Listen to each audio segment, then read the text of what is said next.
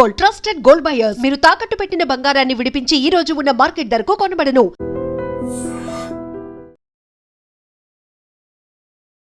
నమస్కారం, welcome to IT media. నేను మీ సంగీత. సంక్రాంతి సమయంలో టోల్ ప్లాజాల దగ్గర కొన్ని నియమాలను కట్టుదిట్టం చేయడం జరిగింది. అవేంటంటే, ముందుగా మనము సంక్రాంతికి ఊర్లలోకి వెళ్తున్నాము అంటే ఫస్ట్ ట్యాగ్లో డబ్బులు ఉన్నాయా లేదా అనేది చూసుకోవాల్సిన అవసరం ఎంతైనా ఉంది. అంతేకాకుండా అక్కడ క్యూ లైన్ కూడా చాలా పెద్దగా ఉంటుంది కాబట్టి మేము క్యాష్ ఇచ్చేసి టోల్ ప్లాజా తాడతాము అని చెప్పేసి అనుకోవడం పొరపాటు. ఎక్కువ సమయము పట్టే ఛాన్సెస్ ఉంటాయి.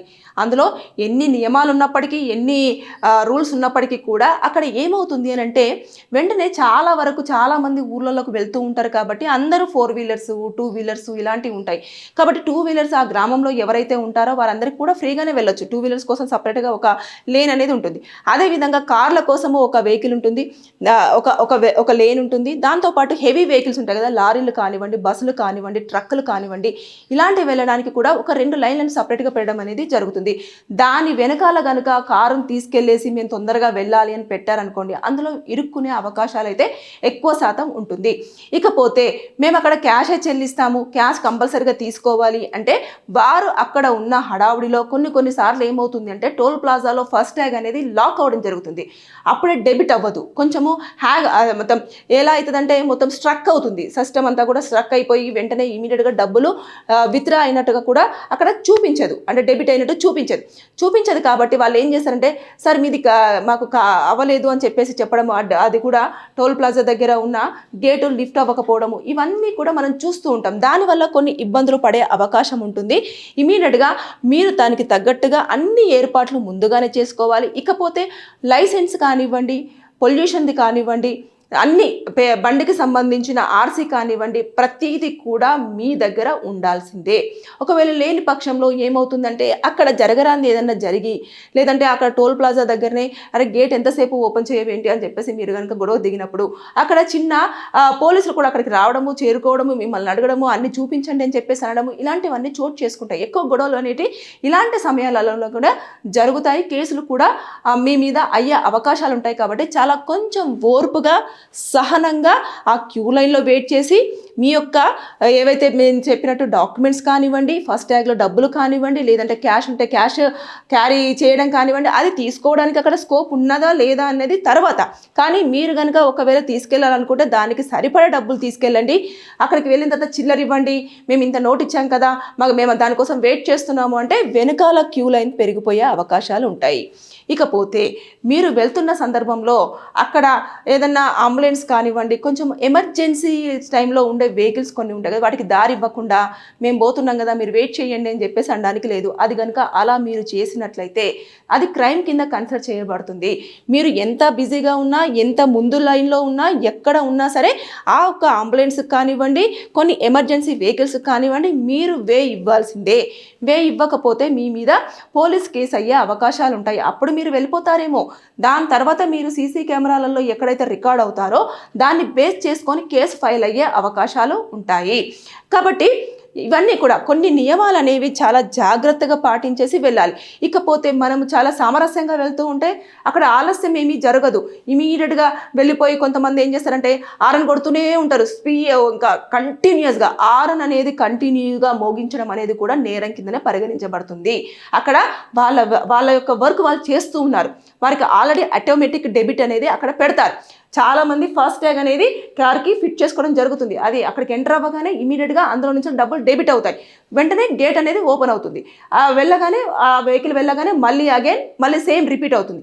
కానీ దీన్ని కొంతమంది వెళ్ళిపోవాలి ఎలాగైనా సరే తొందరగా వెళ్ళాలి అని చెప్పేసి ఆరను ఇంకా బాదుతూనే ఉంటారు. దీనివల్ల ఇతరులకు ఇబ్బంది కలుగుతుంది, సౌండ్ పొల్యూషను, అదేవిధంగా కొంతమందికి న్యూసెన్స్గా కూడా అనిపించే అవకాశాలు ఉంటాయి. ఇమీడియట్గా వాళ్ళు ఉన్న ప్లేస్లో నుంచి వెళ్ళి వాళ్ళు కనుక ఇలా జరుగుతుంది అని చెప్పేసి చెప్పారు అనుకోండి, మీ పైన కేసు ఫైల్ అయ్యే అవకాశాలు ఉంటాయి. కాబట్టి పండగ సంతోషంగా కుటుంబంతో గడపాలి అనుకుని వెళ్తున్న వాళ్ళు కొంచెం ఓపిక తెచ్చుకొని అక్కడ టోల్ ప్లాజా దగ్గర ఏవైతే నియమాలు పెట్టారో, ఎలాంటి జాగ్రత్త జాగ్రత్త తీసుకోవాలని చెప్తారో దాని ప్రకారంగా వెళితే అన్ని రకాలుగా బాగుంటుంది. ఒకవేళ అక్కడ ఏమీ లేదు, టోల్ ప్లాజాకు సంబంధించిన యాజమాన్యమే అక్కడ నిల్చోబెట్టేసి అది సరిగ్గా పని చేయట్లేదు, టెక్నికల్ ఇష్యూ అని చెప్పేసి మిమ్మల్ని కనుక వెయిట్ చేయించింది అనుకోండి, 100 మీటర్స్ దూరంలో కనుక మీరు ఒక 10 సెకండ్ల పాటు వెయిట్ చేయాల్సి వస్తే మీరు అక్కడ ఏదైతే టోల్ ప్లాజాకు సంబంధించిన డబ్బులు ఉంటాయో అవి కట్టాల్సినంత అవసరం లేదు. ఫ్రీగా మీరు వెహికల్ని ముందుకు తీసుకెళ్ళడానికి మీకు అన్ని రకాల రైట్స్ ఉంటాయి.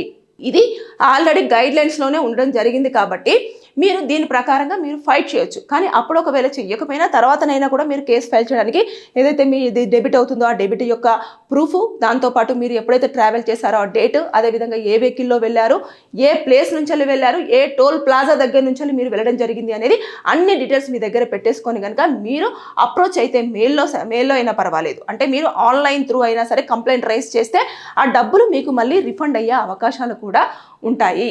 కాబట్టి ఇవన్నీ నియమాలు పాటించేసి ఏ లైన్ అయితే దేని గురించి పెట్టారో దాని ప్రకారంగానే ఆ వెహికల్ దాని నుంచి వెళ్తే చాలా ఈజీగా మీ యొక్క గమ్యాన్ని చేరుకునే అవకాశాలు ఉంటాయి, ఎలాంటి ఇబ్బందులు జరగకుండా.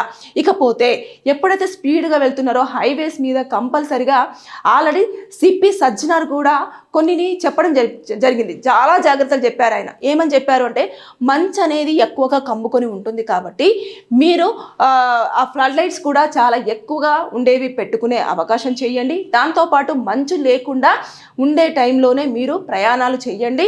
మంచు వల్ల ఎక్కువగా యాక్సిడెంట్స్ అవుతున్నాయి, ఎందుకంటే ఎదురెదురుగా వస్తూ ఉంటారు. వాళ్ళకి ఆపోజిట్ ఒక వెహికల్ ఉంది, ఇక్కడ నుంచి ఒక వెహికల్ వస్తుంది అని చెప్పేసి ఆ మంచులో వరకు కనిపించదు. ఇమీడియట్గా 2 ఆపోజిట్ వేలో వచ్చేసి చాలా వరకు యాక్సిడెంట్ జరిగే అవకాశాలు ఉంటాయి. కాబట్టి మీరు చాలా జాగ్రత్తలు తీసుకోవాల్సిన అవసరం ఎంతైనా ఉంది. పొగ మంచు ఉంటున్నప్పుడు మాత్రం మీరు ఎట్టి పరిస్థితుల్లో ప్రయాణాలు చేసేటప్పుడు చాలా జాగ్రత్తలు తీసుకోవాలి. దానికి సంబంధించిన లైటింగ్ సిస్టమ్ని కూడా మీరు కారుకు అమర్చుకుంటే అన్ని రకాలుగా సేఫ్ సైడ్గా ఉండే ఛాన్సెస్ ఉంటాయి అని చెప్పేసి కూడా ఆయన ఆల్రెడీ ఒక ప్రెస్ మీట్లో చాలా జాగ్రత్తలు కూడా చెప్పడం జరిగింది. ఇవన్నీ పాటిస్తూ మీరు గనక పండక్కి మీ ఊర్లోకి వెళ్తే అంత సేఫ్గా వెళ్ళేసి కుటుంబంతో హ్యాపీగా సంక్రాంతి ఫెస్టివల్ జరుపుకుంటారు. లేని పక్షంలో మీకున్న షార్ట్ టెంపర్ కానివ్వండి, లేదు అనుకుంటే తొందరపాటు కానివ్వండి, ఆవేశం కానివ్వండి, కోపం కానివ్వండి, వీటి వల్ల గనక మీరు ఆ టోల్ ప్లాజా పెట్టిన నియమాలు పాటించకపోయినా, అదేవిధంగా మంచు ఏముందిలే మమ్మల్ని ఏం చేస్తుందని చెప్పేసి నెగ్లిజెన్సీగా వెళ్ళినా సరే మీరు ప్రమాదంలో పడే అవకాశాలు ఉంటాయి. కాబట్టి జాగ్రత్త, బీ కేర్ఫుల్. అందరూ కూడా సేఫ్గా ఇంటికి చేరుకొని పండగ ఫెస్టివల్ సెలబ్రేట్ చేసుకోవాలని చెప్పేసి నేను ఈ వీడియోతో కోరుకోవడం జరుగుతుంది. Thank you.